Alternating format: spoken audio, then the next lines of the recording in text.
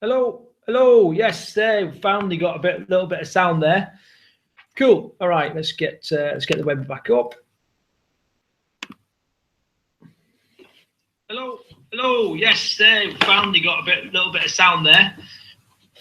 Okay, welcome to this Conquer Christmas webinar. I've got a couple of very special people here that some of you will know. In fact, pretty much everyone will know if you've been to camp. So I've managed to drag Paula along. Paula, say hello. Hi, everybody. Hello. Well, it's actually not just me, it's me and Toby. Yeah, you've got little Toby. Little Toby's here as well. And we've also got a little legend in the boot camp arena. He sort of skipped off and did his own thing for a while, but we've dragged him back, and that is Chris Briley. So, Chris. Hello, guys. Hope you're all well. Yeah, so we've got a little Bear. I know lots of people will remember Bear from his time, from his first stint at Team up in Haydor, but also other boot camps around the country. If you're getting good sound now, just give us a number one on the thread in the virtual boot camp group. I know some of you found it already. Hey, my old schoolmate Brett is with us. Brilliant. Leslie, no sound. You should be picking up sound now, guys. So if you can just give us a little number one, then we kind of know that we're on the right track. Not getting any number ones yet. Whilst we're getting set up then, guys, obviously we've put in the virtual bootcamp group, we've put a little thread in there. You'll see it because it's got a lovely picture of my beautiful wife and also my ugly mush in there. And obviously the heading says Beat Christmas, and there's already a few comments on there. So if you can find that thread, you're going to need it, because obviously we're going to do, yes, got some ones in there, brilliant. We're going to use that thread, and later on, Paul is going to use that thread to choose who gets the 1 week bootcamp experience giveaway. So you need to find that thread in the virtual bootcamp group. If you're not in there yet, then join up. So a couple of people, Paul, who's standing out? Who do you reckon? Which names do you recognise on there? I recognise everyone. Hi, Leslie, Zaina, Jane, Heather, Amelia, everyone. Yeah. Hello, guys. Yeah, any names that you remember there? I've not got my glasses on. Oh, you can't wait there. Just grab my glasses. See. Oh my God, there's loads more. Let's have a look. Yeah, so it looks like we've got a bit of a jam-packed event tonight, which is fantastic, because for the last couple of days we've kind of been talking about this and putting it together, and we've got some good stuff. I think we're going to sort of come at this in a slightly different way than you would expect, perhaps, from fitness professionals, but that's the way we like to do it. When other people are zigging, we like to zag. Okay, so that's what this is about. So like I said, we're going to give it another couple of minutes, and then we're going to crack on. So can I just I'll get a number two from anybody that took part in a little questionnaire that I did before this webinar. So yeah, if you got the little email, if you did the little the questionnaire where I sort of said, what are your biggest fears at the minute, what are your big challenges as Christmas is approaching, all this kind of stuff, then stick a little number two in there, and I kind of get an idea of who's with us. And then once we've done that and we've got a few number twos, then we're gonna Amelia, you're straight in there, good, with a brand new surname, obviously. Don't think we've missed that, Amelia. Yes. Congratulations, Amelia. I've got to say, some of those pictures, you looked absolutely stunning. So really well done on that. Any more number two, Paul? If you just press the time, that'll just keep you refreshing it. Okay. Yeah. Can you be? There we are. Jane is there as well. Jane, good to see you on the webinar as well. And Heather, what's it like up in Lincolnshire without us now? Is it sad? Tim, hello, Timbo. Timbo's. Brilliant. Okay, guys, listen, we've got loads to get through, and actually we've got quite a special event coming up later on in the webinar. We've got our entire long-term, what would you call them, group collection? Yeah. They're my Conquer foodies. Yeah, a gaggle of Conquer foodies that are going to come and kind of say hello and just give you a bit of a rundown on their getting on. I don't know we're going to completely, cuff it, as we would call it in the Marines, but basically, do it completely off the cuff and see how it goes. But we'll try and keep some order. Right, let's get going then, guys. Yeah, thank you, Amelia. So first of all, we're going to start off with some camp news, and really we just want to pass a few things on before we get onto the crux of this webinar. And so first of all, obviously, some of you would have been already, some of you wouldn't. But obviously, we've got a new location. We've got a new location. Penelope is just commenting like mad as well. So good to see you, Penelope, as well. Yeah, new location. Which, I mean, guys, what do you think? How do you think it's gone down? You know, the move to the new house. And yeah, I think it's gone really well. I mean, it was tough. It was hard work. Bear's come back to us at our new site. So, and like, funny enough, I asked Bear the other day, preferred, and actually I let Bear answer that. And then I'll tell you my thoughts after. I prefer this one. I love Haydor. Aesthetically, it was beautiful, but I was limited as an instructor because of the neighbours and the volume. At this boot camp, I can turn the volume up slightly. There's other benefits to the boot camp, a little bit of music in there, and it's just a better vibe, and I find it easier to teach here. And if there's a happy trainer, then there's going to be happy campers. Yeah, exactly. I mean, for me, I think this house works better. I mean, Haydor House will always be special to us because Craig and I got married there. It's where we first opened TEAM, and this house isn't as quirky. I mean, it was built in 1720, so all of the rooms, stunning. That's well, exactly. All the rooms are massive, and it's got all the bedrooms have got fireplaces in, and it has got as much character, but in a different way. So and Shropshire's really beautiful. It's really pretty. The walks are better. Yeah, the walks are a lot better. Yeah. Ironbridge is beautiful. Yeah. So yeah, we like it. We're happy. We're settled. We miss you, Timbo, though. Well, Timbo, I've got a good authority that Timbo may well be joining us after the new year. So that'd be good. Yes. Right, okay, so we talked about a new location. Obviously, we've got a little bit of an indoor facility up the road, which we're using in inclement weather because it's been a bit shit. The walks, just a different level here, aren't they? Yeah, we've got the River Severn, which is we do a walk up the River Severn, it's down to Ironbridge, back up the River Severn, under the railways, up some big hills, and then back into camp. So don't mention the hill. Don't mention the hill. Oh, do you know? I was just about to say that, guys. If you thought you had bad hills at Haydor, these ones are spectacular. Yeah. Okay, brilliant. So other news then, obviously we had Lorne move on, which is great. You know, Lorne was a great servant to the camp, but he moved on to do his own thing. So we wish him all the best. But that made, and so did Mac. Mac moved on as well, which some of you would have met, which made a bit of a gap for a couple of new trainers. Obviously, we got Bear back. Right,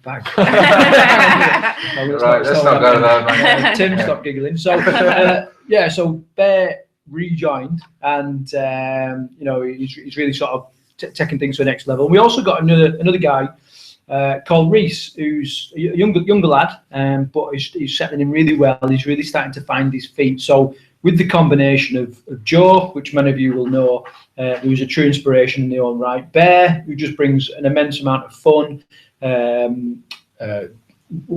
not strict, not really he's taken camp by the balls. We've heard those stories about him. And also Reese, you know, and the three of them just it's a phenomenal training team at the minute, so which is really good. Right, so I've got a couple of other bits of news, Paula, which I'll kind of let you take the lead on, and we want to try and get through this as quick as we can. But first of all, you've got a very special camp coming up, haven't you, in the next? I have. I've got an over 40s camp coming up. Where did the idea come from? Candidly, me. Most of you that are there know me, know how much I used to love my training, know how much I, opened up our own camp and stopped training. I'm size 16, feel so bad about it sometimes, desperate to get back into my training, but I feel really nervous, and I speak to so many people, so many women my age who feel exactly the same way. So I thought, that's it. I'm going to do it. I'm going to do an over 40s camp specifically for women who feel like me, and it's actually been really popular. I can't believe how many. I'm doing the first one on the 2nd of December, and already do the date for the next one, which is the 10th of February, because I've had such demand for it. So as over 40s, life starts at 40, as they say. So as over 40s, and we're going to giving the youngsters a run for their money on the 2nd of December. So yeah, I'm really chuffed about it, actually, really chuffed. Brilliant. Well, I mean, obviously, another thing that's happening as well that's incredibly rare nowadays is I'm going to be doing the whole training for the whole week. And I'll tell you, not only does life start at 40, freaking burpees are going to start at 40. Okay, good to see a couple of the familiar faces. Greg, I know you've been up since 3 this morning, mate. I can beat you there. I was up at 2. So I'm pretty tired as well. But, you know, we'll try and make this entertaining and keep you awake. Karima, brilliant. It's great to know that you're out there watching as well. So yeah, I just saw Karima. Hi, Karima. So, right, okay. Next bit of news, last bit of news before we crack on is you may have noticed recently that Joe and I went off to the ITV studios in Manchester and we did a bit of filming for the Jeremy Kyle show, which I've been told will air sort of mid-December. Now we don't have a massive part, obviously, but we will be on the screen, and we basically picked up one of the guests from the Jeremy Kyle show who's been really struggling. I won't spoil the story too much, but we picked up a guy called Jonathan. We literally from the studio piled him into the car, brought him down, and really working him incredibly hard. We've nearly killed him a couple of times. But the ambulance out a couple of times, but he's hanging in there. Bear, how do you think he's? Yeah, he's doing really well. To be fair, it's the same old story, isn't it? Turn up, scared, a little bit shell shocked, and then it just gets to the point after 2 or 3 weeks that he's wearing a fat suit, and all we're trying to do really is just unzip the fat suit with nutrition, and then he'll be free to fly. He's more than able-bodied.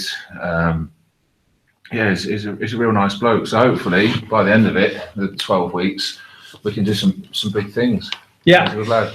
Yeah. Excellent. Okay, yeah. So look out for that. Now, what I will ask is that when it does go on the TV and all this kind of stuff, that we just get the whole team community just to help share it and get it out there. Really, just make the most of it. And you can keep up with Jonathan's journey on the conquerfood.org website. If you go to conquerfood.org, then you'll find Jonathan's journey, and you'll also find the very first episode of the Conquer Food podcast, which Paul and I recorded earlier this week. We've had some great feedback from that as well, and that's something that we're going to be rolling out every week, talking about food addiction, sugar addiction, and basically the way I describe it. And you guys, give me a number one if this sort of resonates with any of you.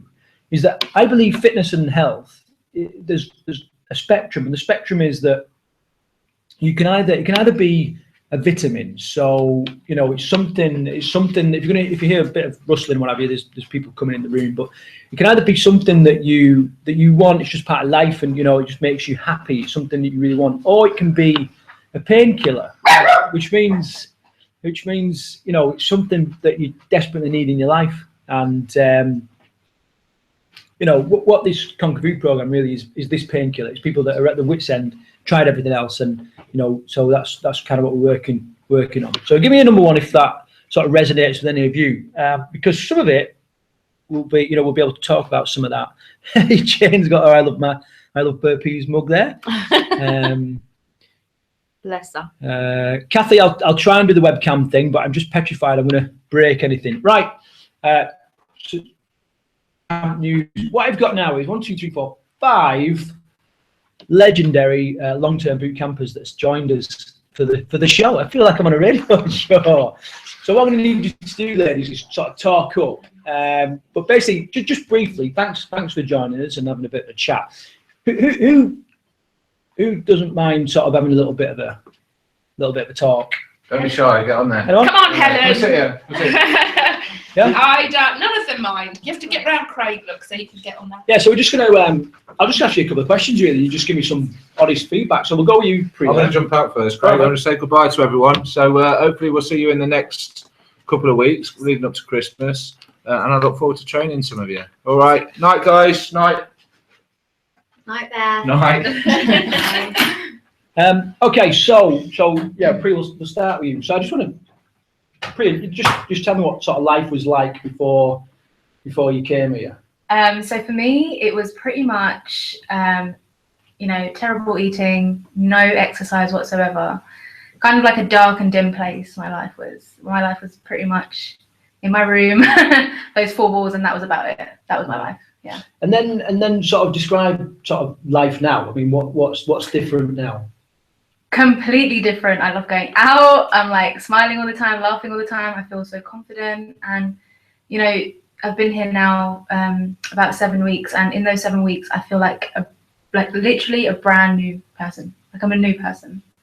Yeah, it's phenomenal. What do you think? You know, can you pick out a couple of key moments in the last sort of 7 weeks that really sort of stand out? I think for me, obviously the first week training wise was very difficult, but as I stepped into the second and the third, I found myself doing a lot more of the physical side of it, and then, you know, being able to run a little bit more. So every time I could go a little bit further, do an extra exercise, those were the moments that stood out for me in terms of working out, because it was really hard before. And in terms of mindset, I think just learning about, you know, how to be positive and how to learn not to let people's comments or anything like that affect you. Those are the moments that were key for me, because those are the things that resonated the most. So you basically, someone would make a really crappy comment, and you would then go and eat. Oh, I would spiral, because it would just it would hit home, and it would be like, it would make me just, you know, not. It made me believe exactly what they were saying, whereas I shouldn't, and you know, I should be confident with myself and stuff like that. So yeah. Yeah, brilliant. Okay, if same again, if that resonates with anybody, give us a number 10. Give us a number 10 for Priya. Anyone else? What about you, ladies? Anyone else? Just want to start off with that same question. You know, how was life before you came? Anyone feel confident enough to do that? We've got a resident journalist. Emma. All right, Emma. Who's going? Emma? So for me, it was kind of a situation of having unsupportive friends. So obviously, visibly, I am overweight. It wasn't a situation of people being like, oh, is she or isn't she? No. And they still continue to be like, oh, it's 2 a.m. Let's all go out for a waffle. And it's like, but that's not normal behaviour, but that became normal behaviour for our friendship group. And then instead of people being normal and eating their tea at home and then going out and socialising, it was, you know, going out to eat, but no one had the money to eat well. So it was eating constant rubbish. Yeah. I didn't even know you could go and get a waffle at the day. Loads of tens. Loads of tens. Yeah, loads of tens. Good. And so what about now then? Because Emma, I've got to say, you know, you have made one of the biggest or most significant changes I've seen in a camper. I mean, I think the first week, it was a short period. Yeah, that's right. But you know, you was pretty much doing everything you could to dig your heels in and. Oh yeah, of course. I was not taking it lightly. I was like, no, I'm not running. I'm slowly walking, and I'm just gonna get through this and just get to the end and go home. And then I was just like, no, actually, do you know what? I have to run, because I can. Well, I couldn't when I first came here, but now I can run and I can move better, and I've. You know, my attitude towards things has changed. And although my friends don't know I'm here, none of them have contacted me to even say, where are you? So it's like, actually, they're not a life that I want to go back to. And my whole mindset has changed into way more positive than when I came. I was so negative when I came. Yeah. That now I'm like, yeah, okay. Brilliant. Good. It's amazing. Mm-hmm. Yeah. So come on in, Helen. What have you got to say? What words of wisdom have you got for us? Anything? Firstly, I want to say thank you so much to you guys, because I last week bought a pair of jeans in a size I haven't been for the past 4 years, and I think it's just, I don't know, you get so in tune with your body here, and your mind changes, and just everything about this place is great. I didn't know that was going on. I didn't mean to say that, but I mean that's one of the things that I really advocate, is celebrating those small wins that sometimes we would miss. Definitely. You know what I mean? But we should definitely. But the clothes size thing is a massive thing for us, because when I did the same. I brought clothes that I couldn't fit into, and then I was like, "What? Like this fits now?" And even like you were wearing like Lisa's clothes. Yeah, dancing around the room in there. Yeah, I was always check me out. I think we should have a big gong. It's the loser size gong. Yeah. Don't you think? Yeah. I could do a fashion show. Well, let's carry on, because we are pushed for a little bit of time. This is good. I can. Lida? Yeah, go on then. So, Okay, from my experience, when before coming here, I was under a very, very stressful lifestyle, being a single mother, supporting 2 children. So I think the stress and the anxiety and thinking of the future and today and everything just took its toll on me. And I ended up, I think, with very high adrenaline night and day, to the extent that I reached a point where I isolated myself from the society. I didn't go out at all anymore because I felt there are more important things that I have to cater for. So I took the back seat for a long time, until it finally hit me. I isolated myself and I started working from home for 1.5 years. And it was really not because I chose to, but because I was trying to isolate myself from the people. And during this period, I actually experienced nervous breakdown at one point, and I was hospitalized. Now, my lifestyle had absolutely zero physical activity. I never, ever exercised whatsoever, not even walking, nothing. And my emotional eating, happened at any time of the day. It's just, it kept me company. I didn't have anyone in the house. I was living alone, so I was just eating by myself, entertaining myself while watching TV. Just food was my friend. And also, my kids left university, so I was all by myself, obviously. So it was a big challenge to actually come here. I was so scared. I was researching for the last 2 years, boot camps from Spain to England, Asia, because I travel a lot to Asia, but I was researching for boot camps all over the world. And when I read about you guys, and I felt like there's something more homely, more close to the heart. I felt something touched me about your boot camp, and I decided to come. Now, I told you before that on the day that I had to come, yeah. on the day I wanted to come here, I actually froze in my bed. I was scared. I thought, my God, I'm going to be among physical lunatics, everybody will be a physical lunatic. How on earth will someone like me at my age, with, muscular people who are going to be at their top fitness level? And this was frightening, So I froze in my bed. I wouldn't get out of my bed until someone actually had to tell me, you get to get up, get going, Anyway, so the moment I walked into this place, just the warm feeling of this house and the welcome and the rooms, it just felt like more than a home. I felt like, oh, wow, this is amazing.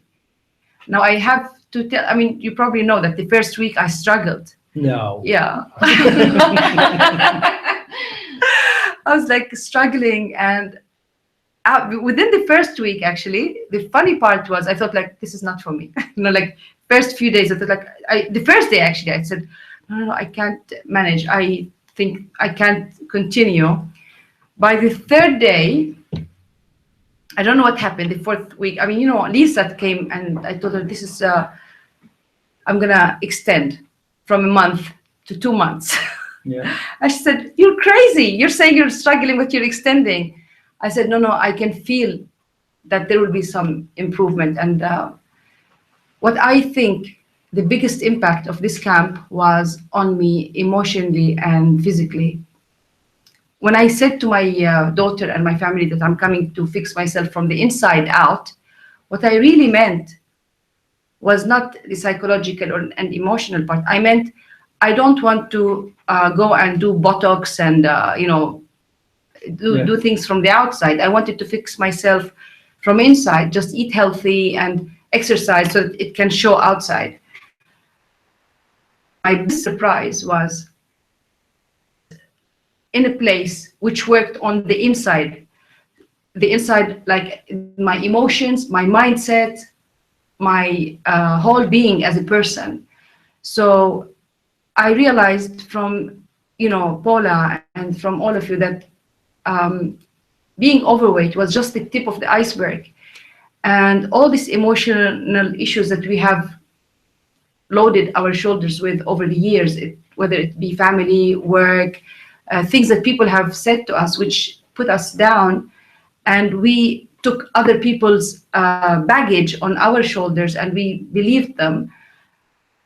I think all the NLP, all the talk that you have given us, the support, the emotional support and the psychological support has brought me to a place I never dreamt to reach. I feel emotional now because I told Paula many times, I just don't want to leave this place. I'm addicted to you guys. So it's just has become my home, my family, everybody. I mean, the people also, I mean, the category, the kind and the caliber of people who are in this place are amazing. I feel I'm surrounded by people who became my family, my extended family. I love you guys. I mean, you all have become my biggest supporters, and they kept pushing me, during the sessions. Where on earth do you get this kind of emotional and physical support? The words they say, the trainers, like when you train us, and the education. I mean, learning. It's not like I was oblivious to what's healthy and what's not healthy. There are many people who think they know everything in the world, but I discovered there's so much I don't know. From you, Craig, and from Paula, and sometimes I don't want to regret anything, but I just feel I wish I knew this like 30 years ago, And I do believe this is a place that has given me something that will stay for the rest of my life. And I wish that every single child in his school, now I think I will empower my children and my family with whatever I learned here. And I'm really thankful. No, well, thank you. I mean, I didn't see this coming. I thought you was going to come down, take the piss out of me, and then walk out. But it's incredibly humbling, and some amazing comments from people there as well. Can I say one thing I didn't touch on was the fact that most people come here, especially the long termers, and they're like, I can just kind of get through as much as I can, take it until I go home. And even I was like, I'm home for Christmas and that's it. And then I was like, oh, do you know what? I'm coming back in January. Quite a lot of us do just get Yeah, and Emma, you know what everyone's saying now? It's not going to be like a one stop in a lifetime. No, it's going to be part of our life routine. It's going to be like, this is our year, and where do we fit the boot camp into our schedule? So it has to be.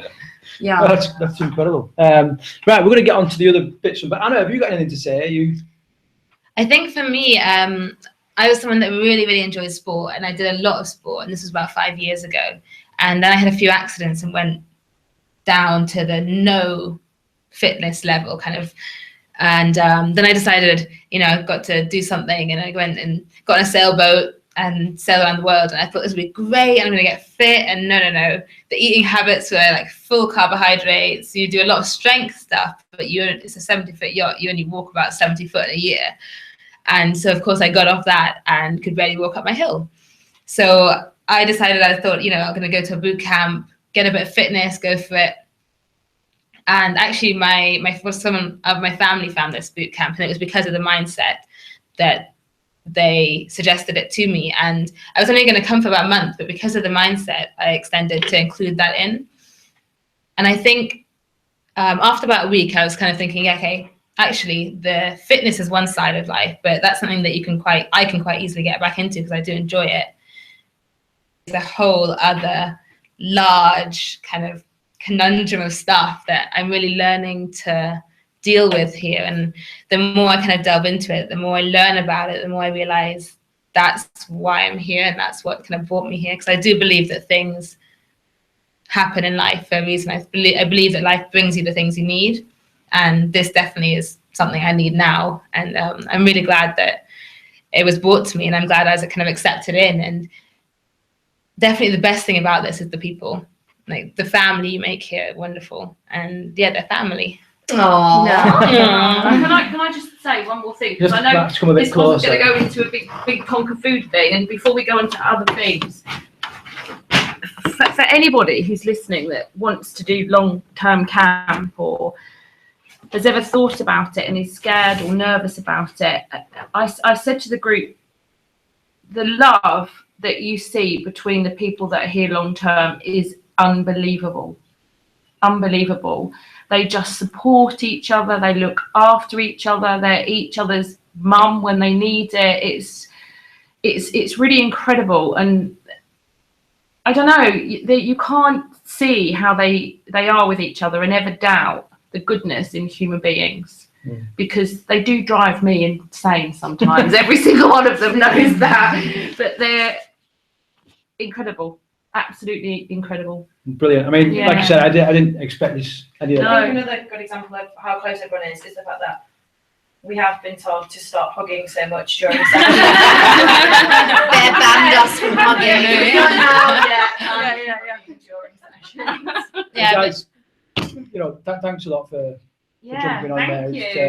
It's great. Yeah, great. We'll get you in the next one. Thank you. Yeah. Well done, guys. Thank you. Thank you. Excited to hear these Christmas tips now. Yeah, that's it. Bye, everyone. Take care.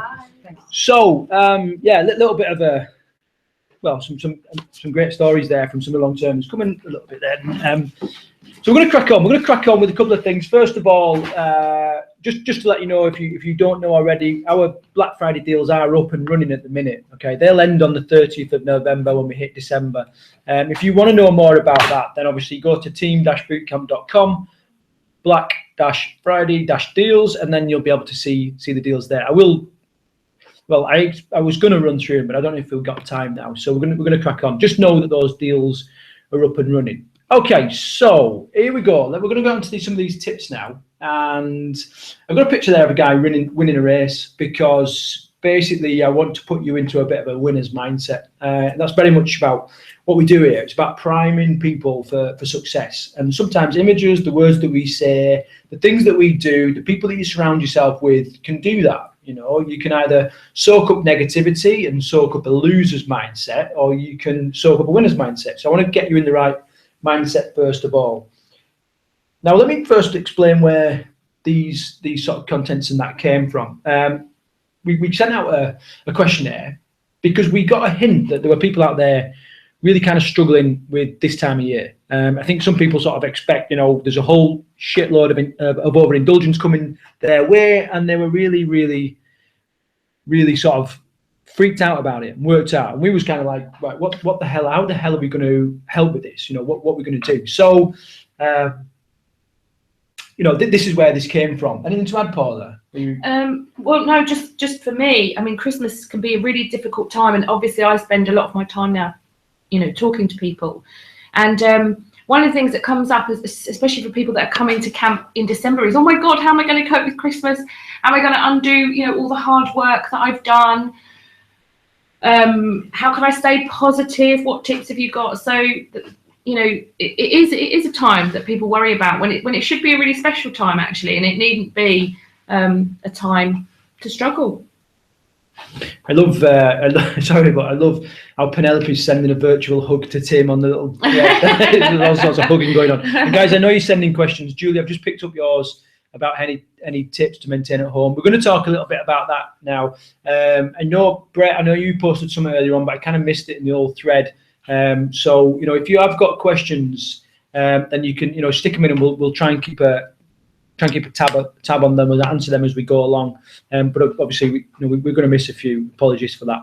So the contents then, basically, we did this questionnaire, and there's quite a few little trends that came out. A lot of people worry about time and finding time, so we're going to talk about that. Lots of people talking about motivation. It's always a hot topic when you talk about health, fitness, and sorting your shit out when it comes to eating and what have you. Also, people are absolutely petrified of overindulgence, and so we're going to look at that. And then determination. People sort of they've kind of got going, or they're already sort of moving in the right direction, but then determination is what keeps us going. And people sort of struggling with that little bit of determination, that grit, to get through stuff. And then sort of lots of people asking about festive alternatives. Now, let me tell you what this is not going to be. This is not going to be, okay, instead of having a milk chocolate, have a bit of dark chocolate. Instead of having bloody, Christmas cake, you have a bloody apple or something like that. We're not going to do that. We don't often do that because, we tried the old abstinence thing in the Bible, with Adam and Eve sort of said, don't eat the apple. And we all know how that went down. It rarely works. And I'm going to talk about why it rarely works later on in the webinar. But what we are going to do is we're going to come at stuff in this webinar from the mindset side of things. And then later on, we'll show you how we're going to send out some alternative recipes and all this kind of stuff in the future as well. So that's roughly the contents. So let's talk about each little bit in turn. So number one, time. And there's a little quote down there that I'd love to say when people tell me, they don't have time. You either make time for health now or illness later. Now, I had a little bit of shitty news before I got on this webinar, and a very close family member of mine diagnosed with a brain tumor, and these kind of illnesses, they just rock up. They're completely indiscriminate. They don't give a shit who they affect, but they come along, and some of these things we can kind of avoid, by taking care of ourselves, and that is what this quote is about. It's about, you either make time now, or you're going to definitely have to make time when you're ill later on. So that's a little quote just to bear in mind. Okay, so whenever we talk about time, when people ask me about time, I sort of say, look, it's not the fact that you've not got enough time. We've all got the same amount of time, and Mo Farah uses his time to go and get multiple gold medals. So that, there is enough time in the day. But what you have got is a bit of a mix-up of your priorities. We see it quite often, Paul, don't we? As people sort of come in there, and fitness or healthy eating is not really a priority. And then I see it across the board with everything. It's not even just fitness. When you're talking about time, it's not just giving yourself time to train. It's also giving yourself time for yourself. And what I mean by that is time for relaxation, for meditation, for nurturing yourself, because most of the people that come to camp, that come to see me, feel disconnected from themselves, and that's because they're so great at work, they're so great at looking after everybody else, but they don't give themselves the time that they need. And I think that's where everything starts, with yourself, giving yourself the time you need for whatever it is to be happy. Yeah. Okay. So let's bash through. People asking if is this going to be available? Yes. Having looked at how they do it, the YouTube live, it will be available for replay afterwards, so you'll be able to watch it afterwards and sort of make notes and stuff like that. So let's talk a little bit about priorities. Hopefully everyone sort of bought in that a little bit. And now, don't think for a minute that I'm sitting there saying, get yourself out there, forget everything else. You need to be doing some fitness and all that. That's not what I'm saying. I mean, Paul and I work in the fitness industry, and if we don't make time for some of the other priorities in life, it just wouldn't happen. So we kind of know how tough it is. A couple of interesting things. Did you know that you can only sort of pay attention to a maximum of around 7 things at any one time, give or take, plus or minus 2. Isn't that if you're a woman? Say again? It's a bit lower if you're a man. Here we go. It took us half an hour, but we got onto the man versus woman thing. So maximum 7 things. Now there is no such thing as like multitasking. That's a bit of a myth. What we do is switch very quickly between one task and the next. But when we talk about priorities, we can only really focus on 7 things all at once, and we're really keen at camp. What we coach people to really simplify stuff. Just take one step at a time, and build on try and build a series of wins. So it really has got to be sort of 7 things, and your health and fitness needs to be up there. 5 plus or minus 2. Okay, Julie correcting me there. Who's a hypnotherapist and so plus around 7, 5 plus or minus 2. Sorry, I'm just getting caught up with some of these questions that are coming as well. So it's really got to be up there in the top of our priorities, and that also suggests that some things have got to take no priority. There's got to be some things that can completely just drop out, and I describe it as having like a pack of cards. And when you're eating well, when you're training well, you've got your cards and everything stacked in the right. Bears back, everybody! You've got your cards and everything stacked in the right order. But every now and again, something comes along and just completely smashes your cards out of your hands. You pick them up, you scoop them up, and then you get them into a different order, and your health and fitness card is further down the deck. And then it just takes a little bit of time, one thing at a time, just to bring that health fitness card back up towards the top. So we're really talking about priorities. when you come to set your priorities, there are going to be some things in your life that are just completely non-negotiable. I would suggest that family would be one, work might be another. Any others, Paula, that you'd sort of think as non-negotiables? No. No. I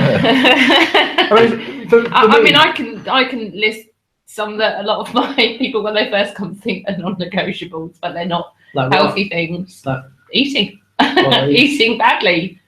Oh yeah, they sort of said, You know, I can do this. Yeah. The only thing I won't give up is and they are non-negotiables. But work? Did you say work? Yeah, so work. Sorry, yeah.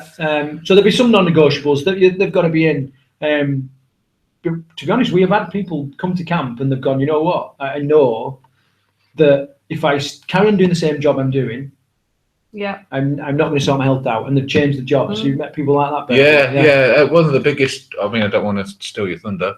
One of the biggest things for me is people realising that they're probably not as important as they think they are, or they're not in as much demand as they think they are.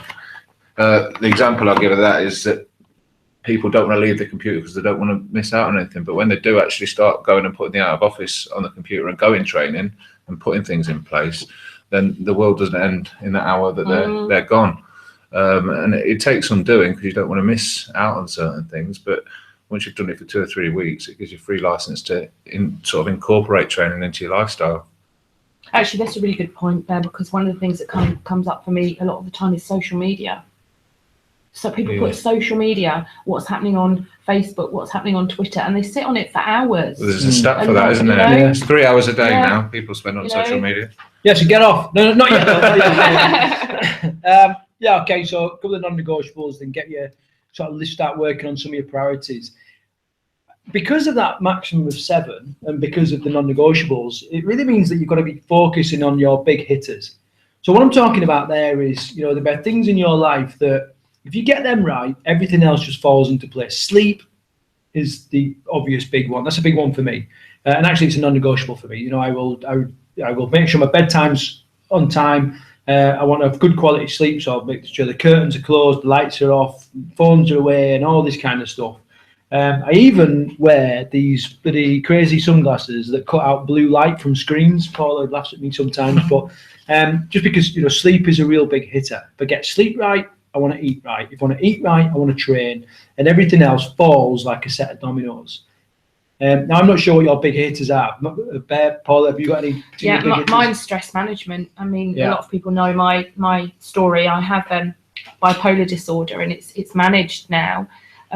Through managing my stress, through making sure that I meditate every day, making sure that I'm constantly aware of where my stress levels are. I think Craig and all our people here on camp know where they are with me every now and again, but that is a massive big hitter for me, because if I'm not managing my stress, I'm not managing my food. It's as simple as that. Yeah. Mine's food. So probably the flip reverse of that. If food's in place, then everything else falls in place. I'm more productive at work. I feel better about myself. If food's right, then I'll train or train harder and more regularly. So my biggest hitter is nutrition and staying away from those tasty treats. So that's what it is for me. Yeah, I mean, but since you've come back, you've had to sort of realign some of your. I went away and for health reasons, my mum's health reasons, I had to leave the boot camp, unfortunately. Not something that I wanted to do, but life takes over sometimes. So I took a factory job, subsequently left and took a driving job, all mundane things that sort of led me to make poor food choices. So I put 3 stone back on when I went away. So back at boot camp now, I'm 32 pounds down in 4 or 5 weeks. It's on boot camp portions. Boot camp portions. But now everything, obviously poor eating, I don't want to bore you guys, but poor eating for me leads to not training, leads to depression, leads to a very sedentary, it's a vicious cycle for me. And you've been in my nutrition talks, a lot of you, and you know my problems that I've had with food. So just being back here for this short period of time and just eating the food, I feel like a new man. It's brilliant. Oh, brilliant. Okay, so a couple of great points there, guys. Still loads of questions coming through, and I want to sort of jump onto some of those.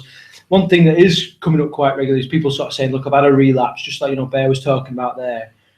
One thing I will say is that you've got to understand that humans are creatures of cycles. We're made up of just cycles that run minute by minute, day by day, week by week, month by month, year by year. And what you've done is you've sort of come on a cycle where you're starting to dip out of it. Now, what you really need to trust is that your fitness cycle will come back around.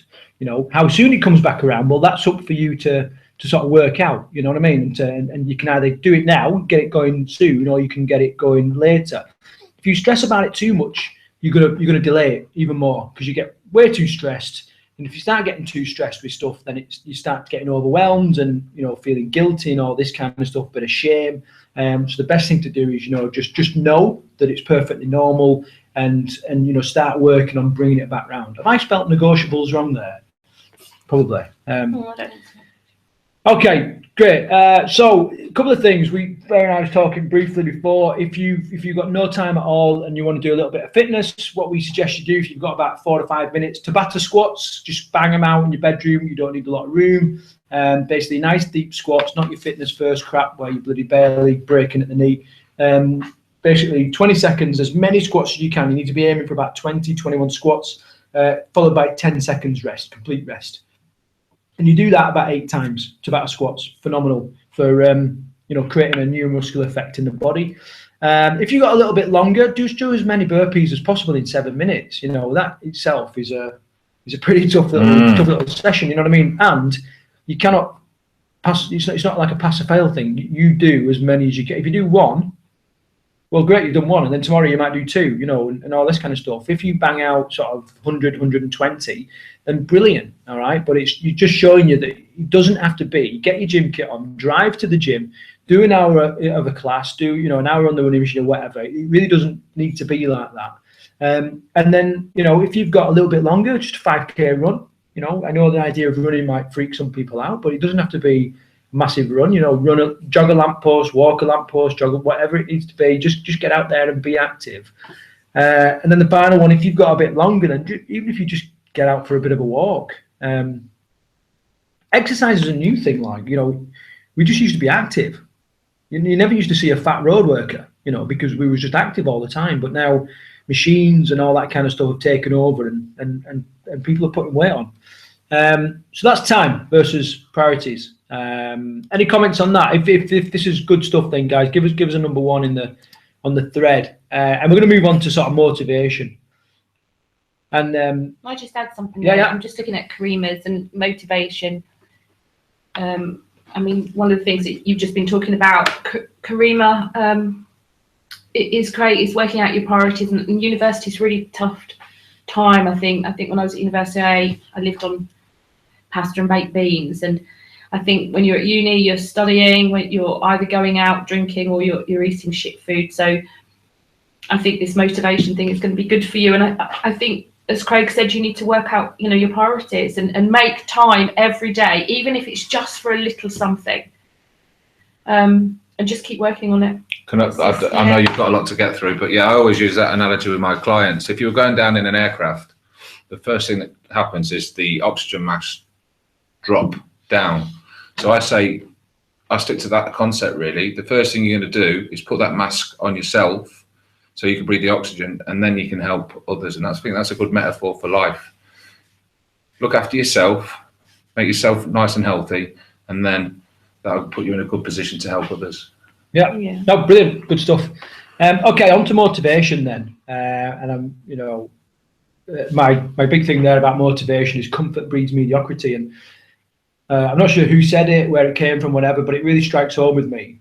In fact, some of the toughest people to train at camp are the people that have just got a few pounds to lose, or like maybe a stone to lose, because it's not really bothering them that much. They're not really driven to actually get rid of this big spare tire or anything like that. It's not affecting their life too much. They just want a bit of a better image, and they've actually got the least amount of motivation, in my opinion, in a lot of people.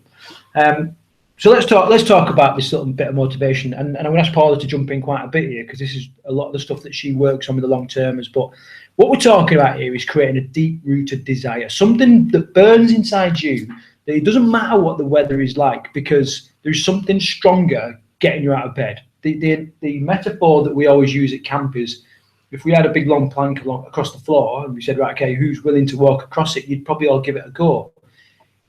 If we suspend that plank a couple of 100 feet above the ground, between two buildings, then you're going to start thinking twice. But if the fire building was on fire and your child was in the top floor, there's probably no question that you would be straight across the plank to rescue your child, because the why is much more powerful than the consequences. You know what I mean? Yeah, it's exactly. much stronger. So we're going to talk a little bit about this. What is your why? Paula, what are you? No, she's shaking her head and saying, but it's exactly that. How much time have you spent sort of nurturing your why? Have you ever committed it to paper? Have you ever sort of bounced it off the other people around you and sort of said, I'm trying to work out why I should train, and all this kind of stuff. Another interesting thing that you could do is see where it lies amongst your values. Now, our values control everything we do. One of my highest values is freedom.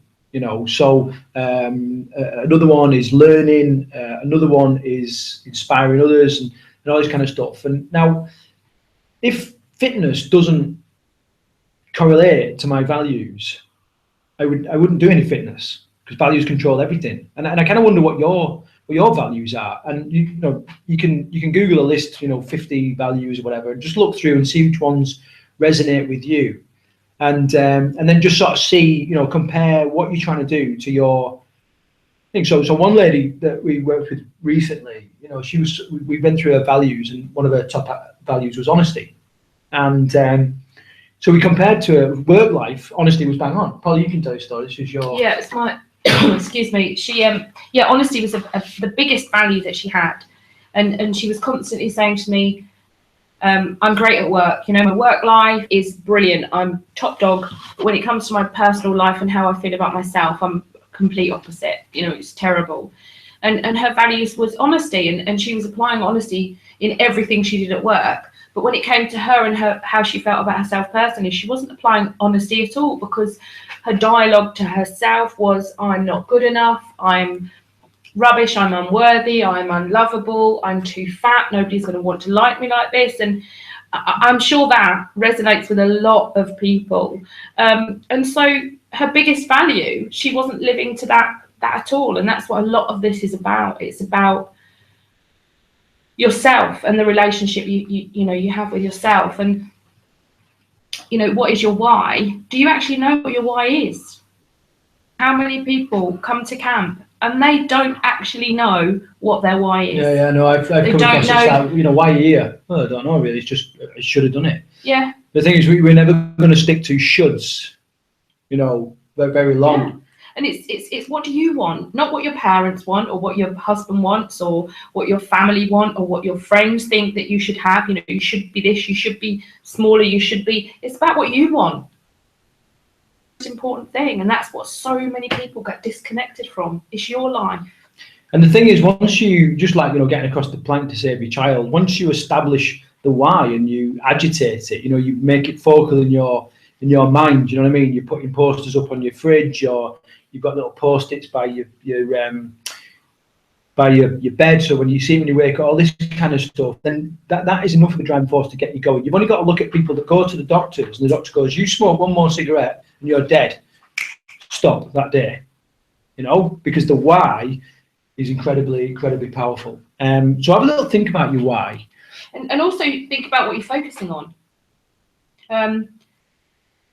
I want you all to Google at the end of this. I'm allowed to say things like this, Craig? Give them little things to look up, or no? Yeah. I want if you look up something on not on Google, on YouTube. There's some great videos on there, but something called RAS, which is your reticular. I'll try and post it in the thing. Your reticular activating system. For those of you that have got a pen and paper, or listen to it later on. And that gives a really good explanation of your RAS and what your RAS is. And it talks about you create in your life the thing that you focus on the most. So if you're focusing on the fact that you're healthy, your body's healthy, that you're losing weight on a daily basis, that you eat healthily, your body will, your body and mind will naturally find ways for you to do that. You will become what you're thinking, basically. But if your internal dialogue is really negative, I'm rubbish, I'm overweight, I'm fat, I can't stop eating bad stuff, you know, I'm constantly eating sugar, I'm addicted to sugar, that's what you'll do.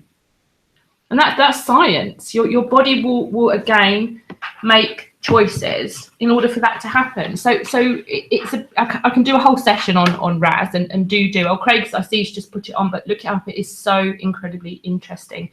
So the other thing, you know, what is your why, but also what are you focusing on? Think about it tonight when you're laying in bed. What am I focusing on? What's my internal dialogue? Yeah.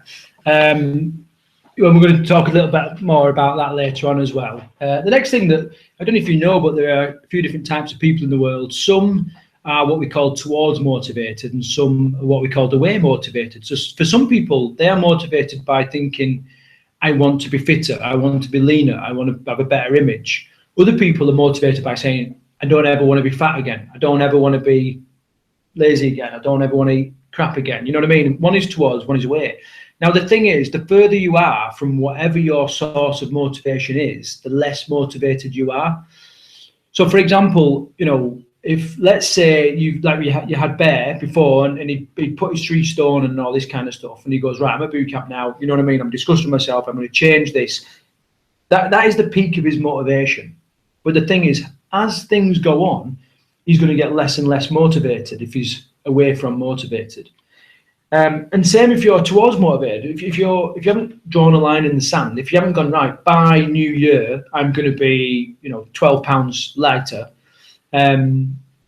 you've got nothing to sort of work towards, and no wonder you've got no motivation, because it's just not matching up with the way that you are motivated. So I'm interested to know what people think. You know, if you're sticking either towards or motivated, right? Towards or motivated, towards or away. If you think you know, and then obviously you can start to use that to help motivate you as well. The next thing I would say is that quite often we struggle to get motivated because we have the ideal in mind. So ideally, we would all go to the gym tomorrow and we'd bash out an amazing 2-hour training session where we're just an absolute sweaty, shitty mess, you know, and would be phenomenal. Now, the truth is, if we've had a couple of weeks out or even a few days out or some months out or maybe even a few years out for some of you, that's not going to happen. Like, you know, you're going to rock up to the gym, you're going to feel out of place, you're going to feel really conscious, you've got this big bloody thing around your waist that you think everyone's looking at, but really, you know, no one gives a shit. They're thinking about their own waist. And you know, we really sort of work on the ideal, but what we try and teach you here is that just have the smallest barrier to entry. So if you don't go to the gym, you know, if you do your training at home, just start off by making sure you put your gym kit on every day. Do that for 5 days, because at some point you're going to go, you know what, I might as well bang out a few squats, or I might as well bang out a few press-ups. I'm in my gym kit, I might as well do something. And then, you know, do that for a few days. And at some point you're going to go, you know what, I might as well go for a little walk around the bloody block or whatever. You know, and that is far more motivating than measuring yourself against perfection, because perfection doesn't exist. You know, we talk about this all the time. So work out what the smallest barrier to entry is, and be happy with that, and really focus on, what I say is focus on the being, not the doing. If you're doing a diet, doing an exercise program, doing a health regime, it suggests it's temporary. If you're being the person that goes to the gym, if you're being the person that eats clean, the person that avoids sugar, the person that avoids bread or starchy carbohydrates or whatever, okay, that suggests you are going to be that person for much, much longer, if not the rest of your life. So focus on the being and not the doing. Anything to add, Bear? I know I'm just rambling on. Well, I'll have something to add at the end from a training sort of perspective. But no, I'm learning here. As I'm sitting here quite quiet, just taking it all on. It's quite interesting to me as well. But I don't want to sort of encroach on an area that I'm sort of not in your league with, Craig. But I'll mention something at the end, definitely. Right, so yeah, people sort of saying I'm not sure whether I'm towards or away motivated. Sorry, yeah, the easiest way is think of a picture. What would motivate you? So picture on your fridge.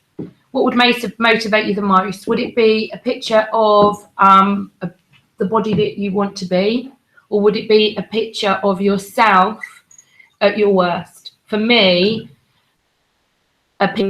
somebody that I want to be actually causes me stress. So I'm motivated by a way because a picture of me at my worst on the fridge makes me look at it and think, oh my God, that's just terrible. I need to work to get away from that. So that's the easiest way to think about it. What would motivate you the most? A picture of what you want to be, or a picture of what you don't want to be anymore? And then that gives you your away and your toward. Yeah, and ask yourself as well, you'll give it away in the language you use. You'll say, well, I don't want to be fat anymore. If someone's like, what is your why? You'll say, I don't want to be fat anymore, or I don't want to be the least fit ever. You know what I mean? Or you might say, I just want to be better. I'm like, I just want to be better. That's the thing that I kind of say. So it will come out in your language as well.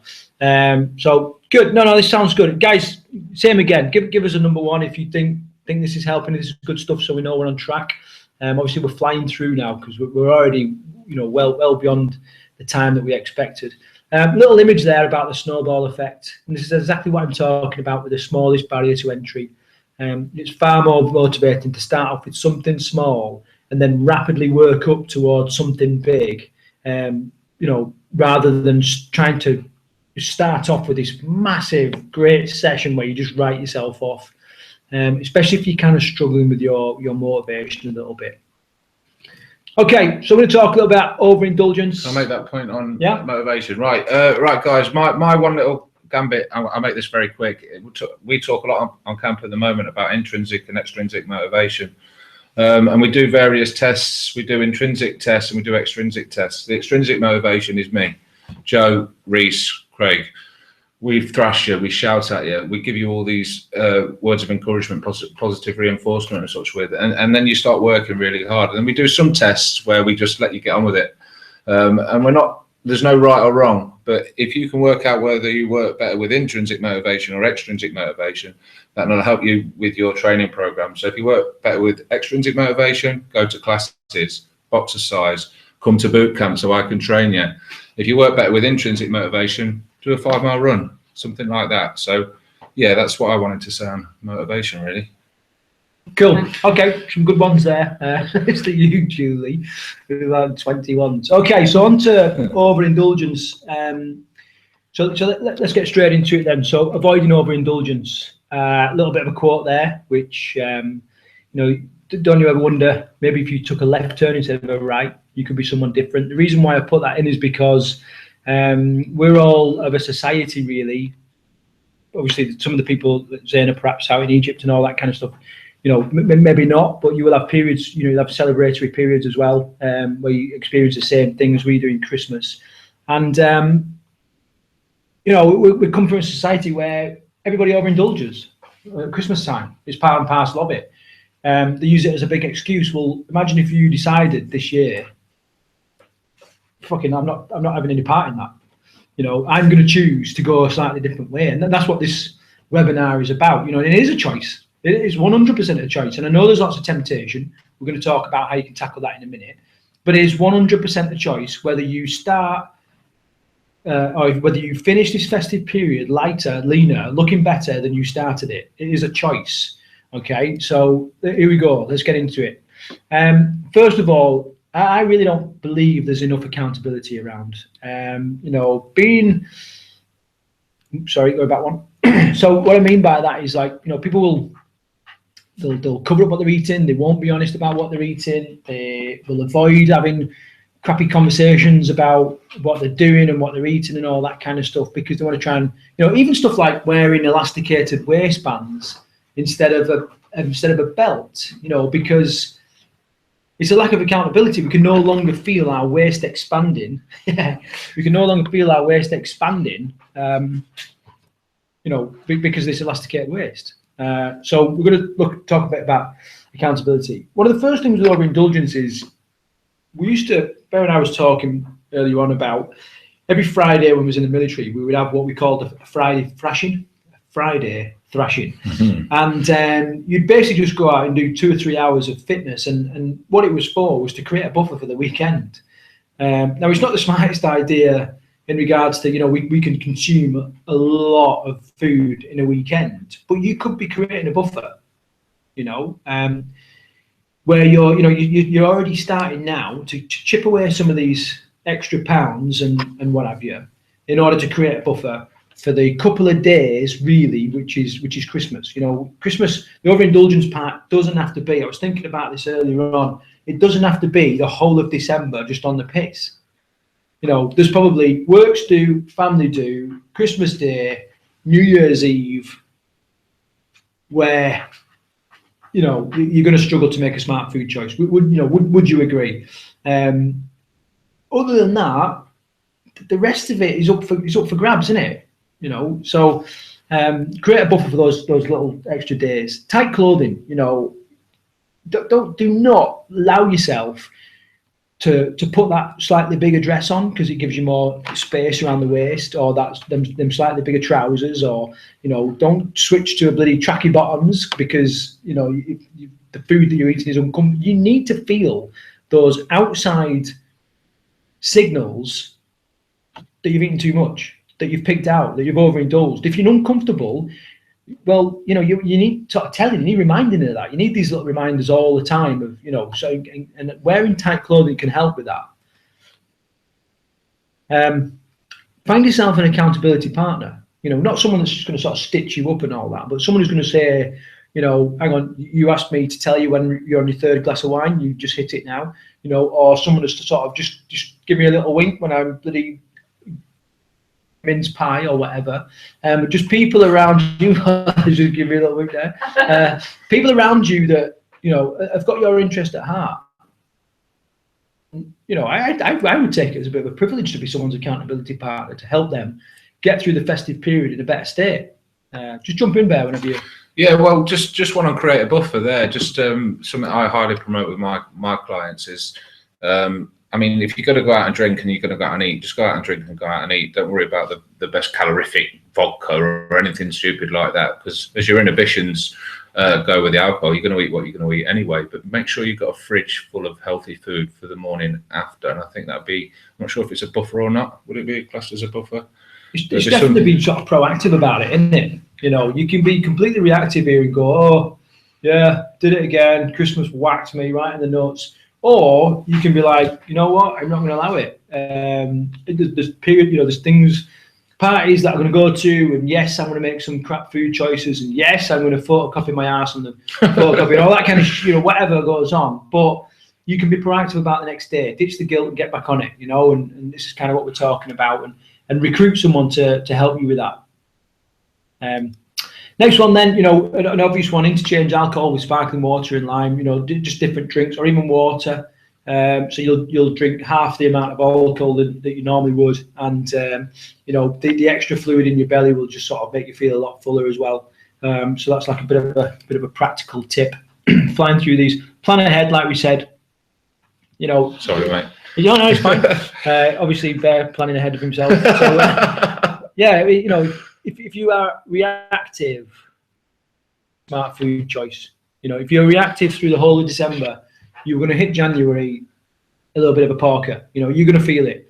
If you plan ahead now, if you plan ahead, all the different things, even look at your calendar and think, right, I've got my works Christmas party there. I've got this do there that I want to go to. I've got Christmas Day. I've got New Year's Eve or whatever. Plan those in, and then everything else is a buffer around it. So hopefully that'll be good. What else we got?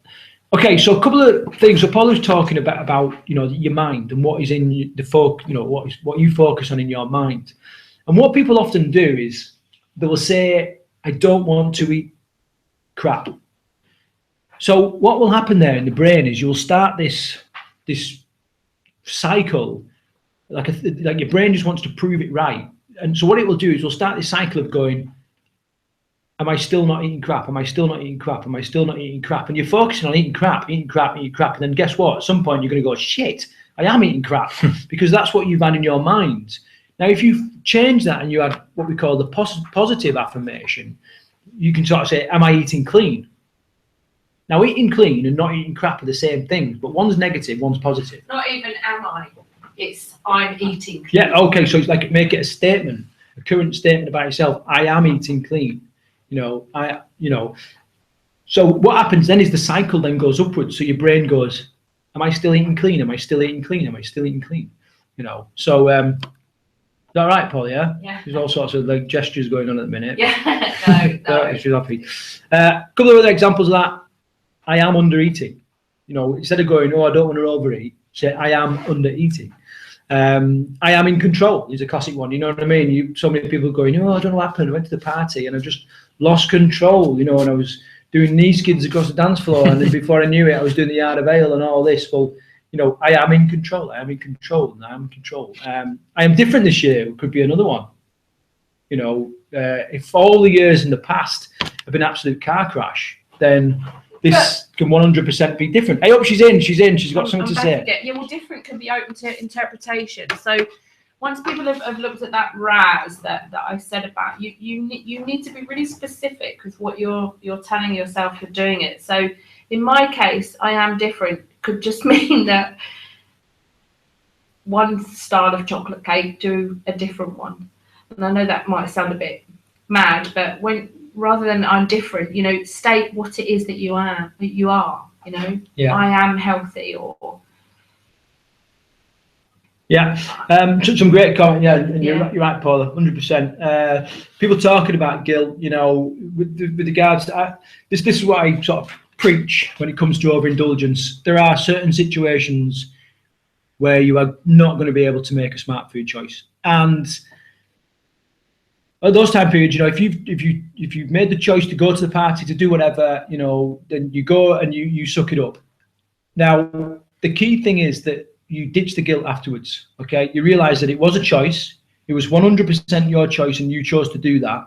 Okay, what you'll do is you'll go there, and instead of playing this record in your head saying, I don't want to overeat, and then end up overeating and then feeling guilty, now you go in with, I'm going to have some fun.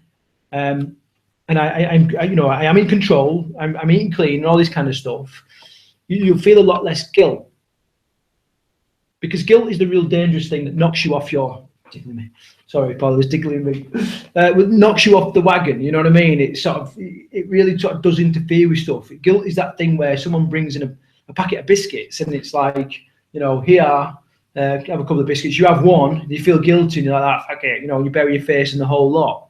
So guilt is a real thing that we need to really ditch, and you do that by putting everything what's the word?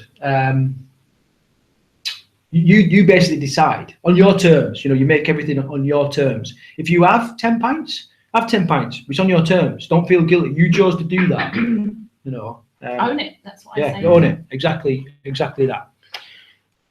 Where are those enablers as well, guys?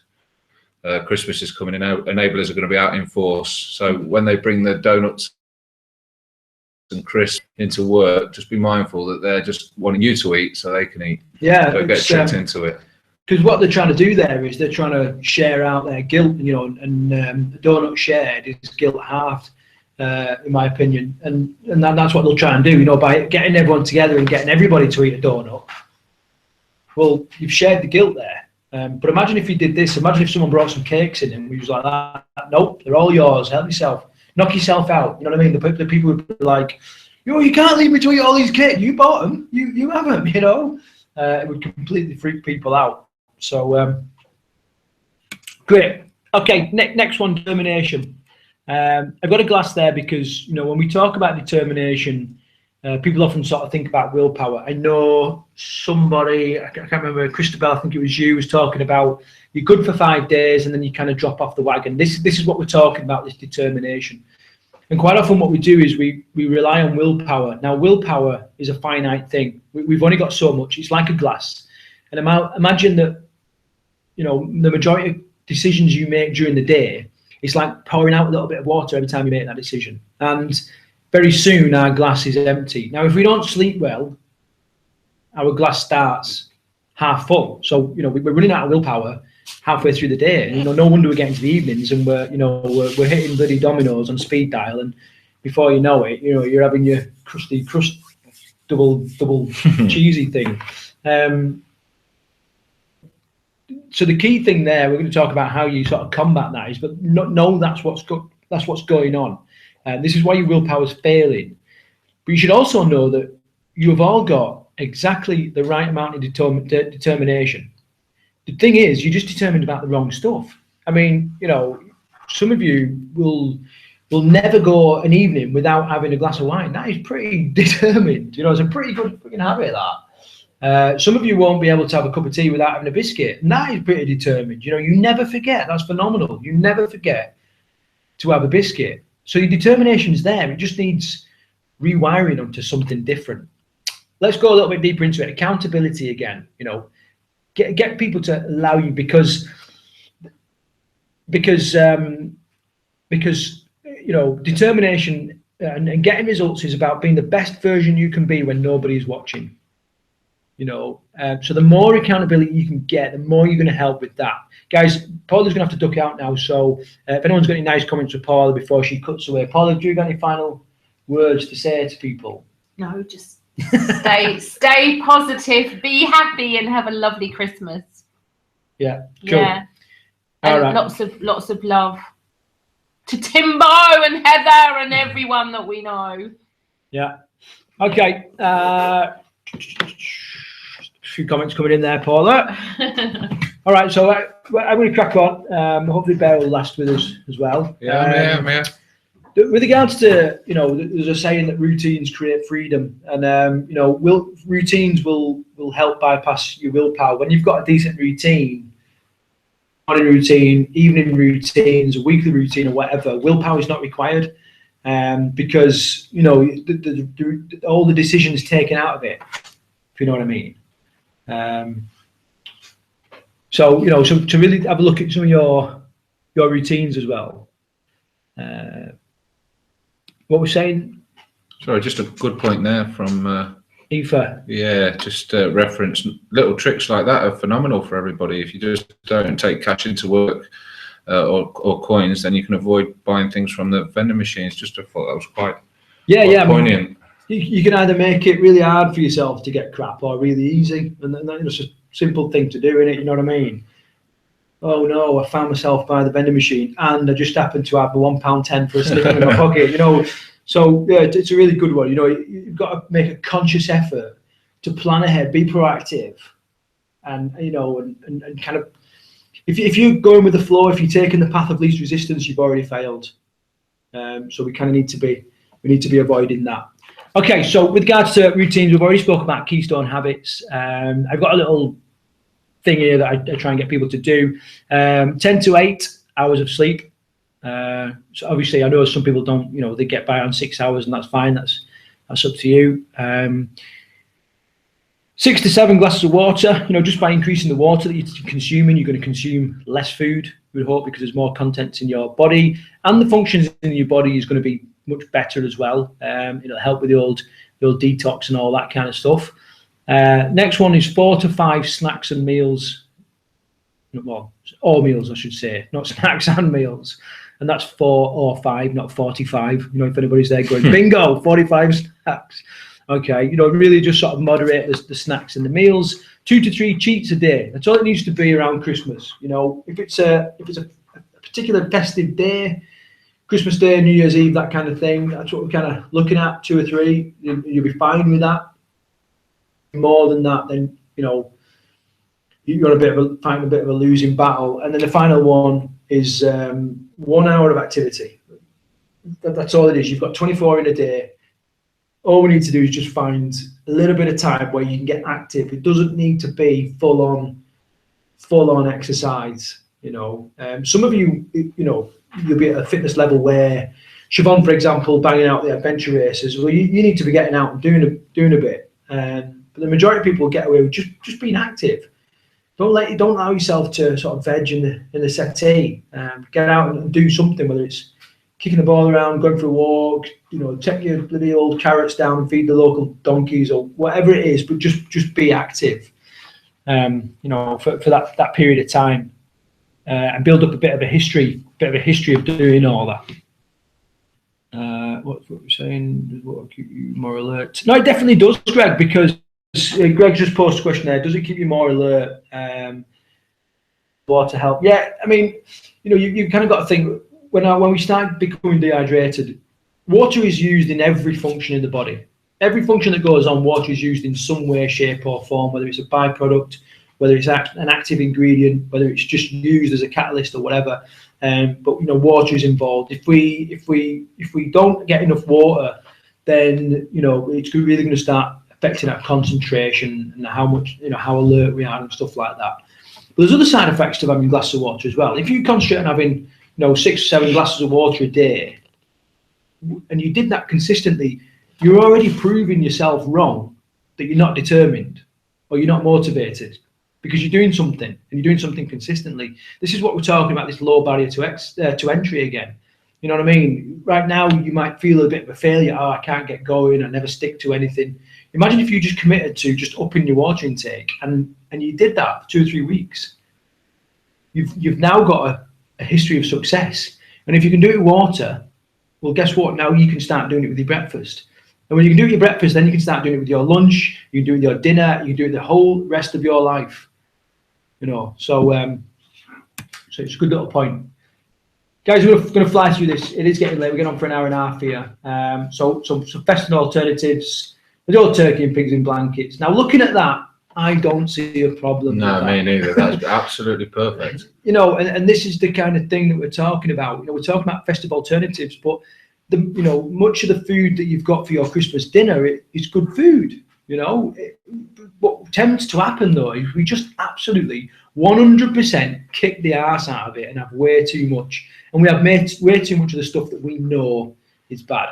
A little bit of Christmas pudding is going to be okay. You know, perhaps a little bit of trifle is going to be okay. All right, everything in moderation, I think, is the way to sort of go with this. So what we're talking about here with these alternatives is don't necessarily focus on the what you're eating, but the how you're eating. Okay, so first of all, eat mindfully. We did a study at when was it? Bonfire night or so, was it? No, Halloween. We did a little study in the camp at Halloween, and we basically we got a lot of sweets, or Polly got a lot of sweets and chocolates, put them all on the table, and they did like a little bit of a temptation test with the long-termers. And then she basically said, right, you can choose something and you could have it, which absolutely freaked some people out. They were like, Jesus Christ, no, they're giving us sweets at boot camp. But Paula said the only stipulation is that you've got to eat it mindfully. You've got to put it in your mouth and think about everything that's going on. Think about all the taste, the feelings, you know, what's actually going in what thoughts are going through your mind and all this kind of stuff. And was the food didn't taste as nice as they thought it did, and they ate much less. In fact, some of these sweets and stuff were so laden with chemicals, and you could taste those chemicals as you ate the food, you know, and it really put people off. So just by sort of slowing down a little bit and thinking about what you're eating can have a massive effect on what you actually do eat. Next one is, like we said before, is portion control. Just controlling the portions that you have, and just make sure that you lead in with your green leafy veg, you know, your lean protein, and then everything else is sort of, you know, moderated after that. To add? No portion control. But that being said, if you're going to eat a lot of the healthy stuff. If you're going to overindulge, just try and get as much healthy stuff, and just take away from having masses of trifle and masses of mince pies, because you'll be too full on the protein and the green veg carbohydrates. So too much of a good thing is better than too much of a bad thing for me, in my opinion. Yeah, good. Aoife just picked up on your language there. I'm a terrible water drinker.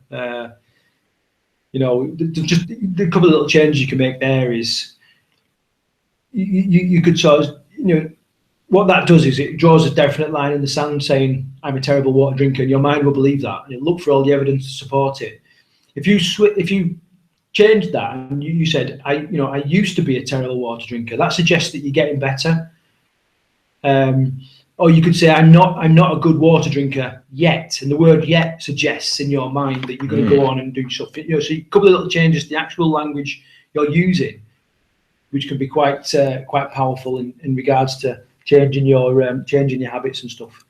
Moderate, we spoke about that. Let's crack on and get through. Avoid guilt. We've already spoke about the guilt side of things. Christmas Day, guess what? You're going to overeat. It's Christmas Day.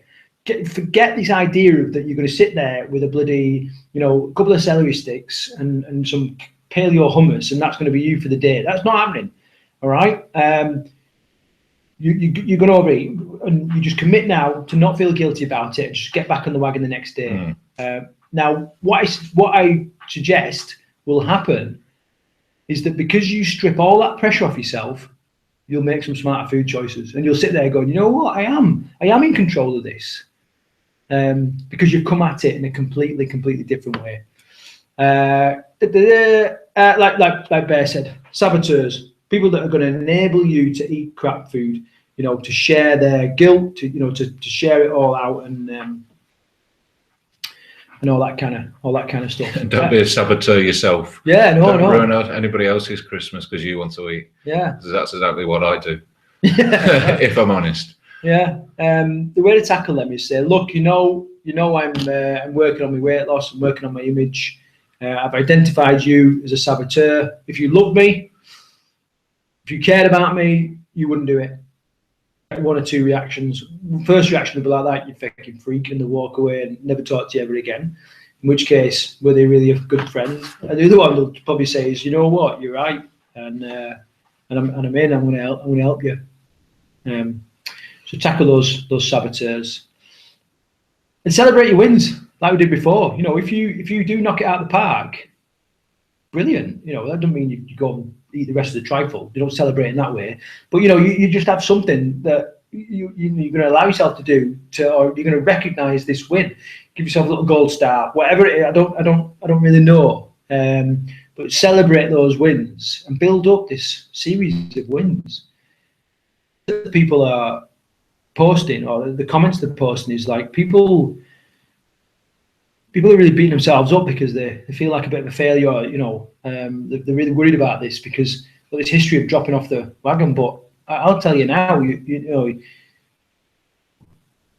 and you can very quickly establish a series of wins, and it's coming your way. It really is. So we promised we was going to give away a week at boot camp, and Paula was gonna do the she was going to ask a question relating to the webinar tonight, and the first person to answer was going to get a free week, all inclusive, fully immersive training at boot camp. Bear, he's going to do it now. Bear, I want you to be thinking about the question, but we're not going to pose the question yet. Okay, we're going to do that in a minute, and then basically what we're going to do is, for this giveaway, have I got to think of the question? Yeah, you're going to ask them a question. We're going to refresh the thread in the Facebook group, and whoever has got the right answer in first is going to win the week. Okay. That's how we're going to do it. It's related to something everything we said here, previously. An obvious example would have been, so you can't use this one, is obviously, how many things can we concentrate on any one time, although so something along those lines. Ben's definitely freaking out now. So let's have a little think back. So do you want to write it down? You want to write it down and see if it's a good enough thing? Right. I mentioned before about the Black Friday offers. So basically, we've thrown out 2 Black Friday offers. One is any 2017 bootcamp at 2016 prices plus 30% off. Just 50% deposit secures your booking. Now, the reason why I think that is a really good offer is because last year we were fully subscribed from about Easter to the autumn. All right, we had three tents. We had 3 tents when going. We had a cabin with people in. We had bloody 6 people in one room. Absolutely full to the brim, and just.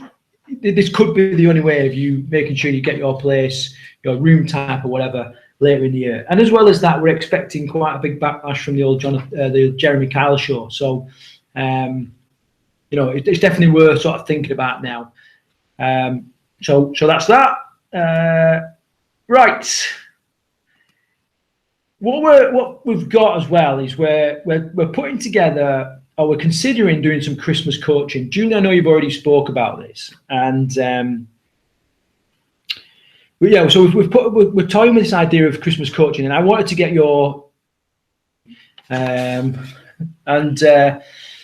so basically what it's going to be, you're going to be tag teamed by me, Paula, and the trainers, and we're going to lead you hand in hand through December to January. We're going to get you there leaner, fitter, and more positive than you've ever felt after the Christmas period. We want people to no longer fear Christmas, but to absolutely embrace it and know it can be a time period in their life where they can completely get a grip and empower themselves to start 2017 on the right foot, and then lead off into the rest of the year just like, you know, and have the best year ever.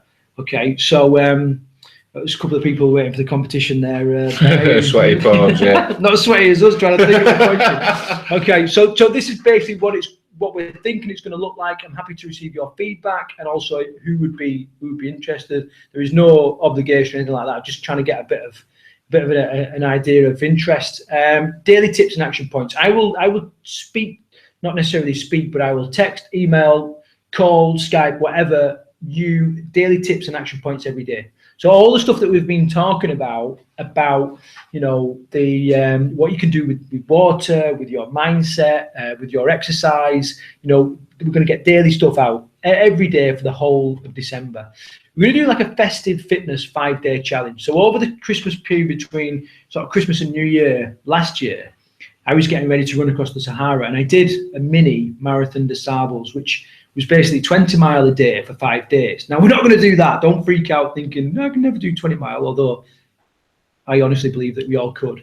But it's going to be something of that ilk. So you earn your day. You build your buffer into every day over that Christmas period. So you know when you start the day, you're already a winner. Okay, so that's what the 5-day fitness challenge is about. The next part is obviously meal plans, the food alternatives that we was talking about. Training program, you know, set to your ability. So we're thinking sort of 3 abilities: beginner, advanced, intermediate, and advanced. Weekly Q&As where you'll get to chat, have a similar kind of webinar to this, but obviously exclusive to you, where your questions will definitely get answered. As opposed to us missing it in the thread here, and also like an individual Skype group where basically any time of the day, obviously I suggest we won't be there at midnight and stuff, but you can basically jump on into the Skype group, fire a question, and usually I will pick that question up and I'll answer it to the best of my ability. So this is kind of what we're thinking about. And we're also sort of thinking of it to limited it to 20 people, so it's manageable and it is sort of, you know, we can concentrate on everybody. So it's not a lot of places. Bearing in mind this will go out to about 5,000 people. So you know it's not a lot of places, and this is kind of what we're thinking. The Christmas coaching, we want you to value it and to pay attention to it.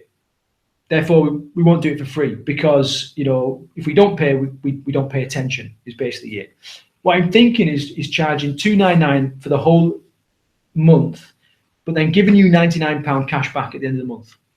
So there's a real incentive there that if you get through it, if you stick with it, and if you finish the month lighter than when you started it, or fitter, if weight loss is not your number one goal, we'll give you £99 cash back.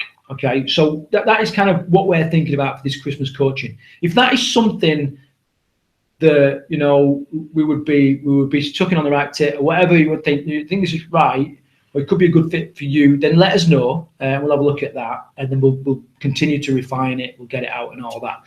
If not, then, you know, a negative sort of report would be just as good, you know, because it'd be something, we'll concentrate on something else. We'll create something else to give people some support and everything over the Christmas period. Okay.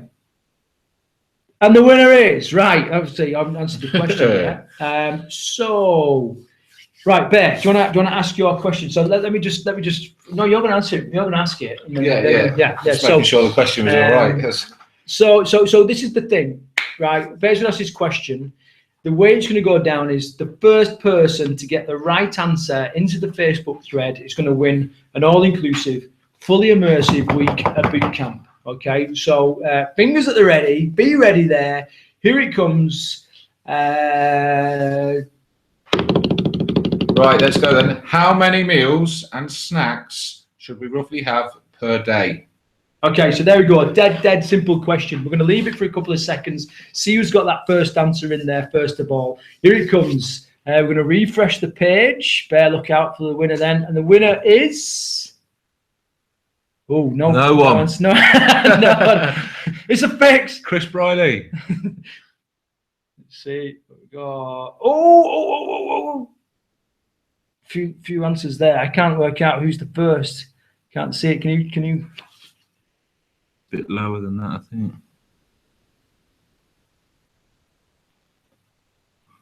Wow.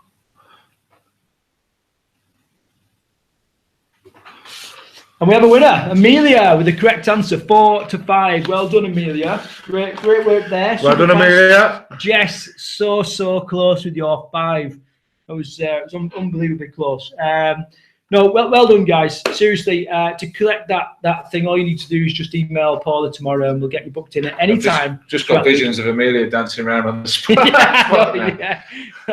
Yeah. So brilliant, guys.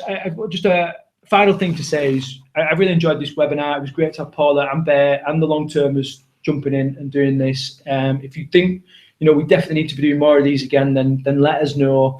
If you think it's been a benefit, if you think it's been dog shit, whatever, just there is no such thing as sort of negative feedback. It's all good stuff for us. So let us know.